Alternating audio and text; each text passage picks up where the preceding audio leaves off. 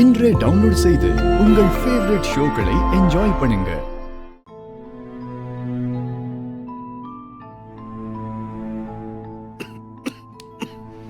மாமா, மெதுவா மாமா, மெதுவா மெதுவா.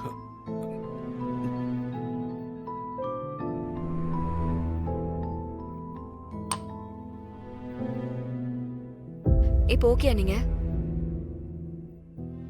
என்னாச்சு மாமா? சாப்பிடும்போது என் தங்கச்சியே முன்னாடி நிக்கிற மாதிரி ஃபீல் ஆகுதுமா. என் தங்கச்சியை பார்க்கணும் தமிழ்.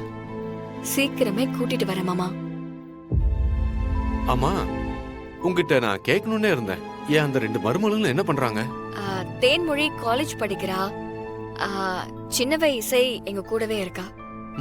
இசை? இல்ல, இசை கொஞ்சம் ஸ்பெஷல் சைல்டு. இன்னும் குழந்தையாவே வாழ்றா. குழந்தையும் தெய்வமும் ஒண்ணுன்னு சொல்லுவாங்க. தெய்வம் எப்பவும் நம்ம கூடவே இருக்கும்னு நினைச்சிருக்கும் போல. அதான் இசை மாதிரி ஒரு குழந்தை உங்க கூட இருக்கா. அப்புறம் தேனுகிட்ட பணம் திருநது யாருன்னு கண்டுபிடிச்சிட்டியா?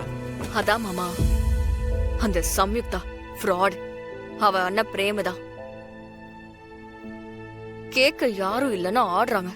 கேட்க ஆள் இல்லைன்னு ஆடுறாங்கல்ல. என்ன மாமா பண்றது? என் நிலைமை அப்படி.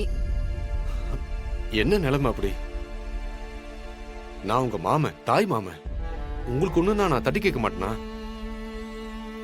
தமிழ், எனக்கு நிறைய வேலை இருக்கு. சீக்கிரம் வெளியே வர்றமா. அப்புறம் இந்த குடும்பத்தையே தலைகீழா புரட்டி போடுறேன். அடேங்க அப்பா, எங்க மாமாக்கு அவ்வளவு தைரியமா? பின்ன எனக்கு என் அம்மா கிட்ட மட்டும்தான் பயம். மத்தபடி யாருக்கும் பயப்பட மாட்டேன். என் அம்மாவை குடும்பத்தோட சேர்த்து வைக்கணும். என் மாப்பிள்ள செல்வத்தை எங்க இருக்காருன்னு கண்டுபிடிக்கணும். என் பையன் சிபி, அவன் தலையில 4 தட்டு தட்டி உன் கூட அவனை வாழ வைக்கணும். எல்லாத்தையும் சரி பண்ற தமிழ். என் பொண்டாட்டிக்கு அப்புறம் மொத்த ஃபேமிலி நிர்வாகமும் உன் கண்ட்ரோல் தான். உனக்கு எதிர அந்த வீட்டுல யாரெல்லாம் சதி பண்றாங்கன்னு லிஸ்ட் போட்டு வைமா. அத்தனை பேரையும் நான் கட்டம் கட்டுறேன். நீங்க கண்ணு முழிச்சதும் பெரிய தைரியம் வந்த மாதிரி இருக்கு. எங்க அப்பா என் கூட இருக்கும்போது வரும்ல, அந்த மாதிரி தைரியமா இருக்கு. தாய் மாம தகப்பனுக்கு சமம்னு சொல்லுவாங்க.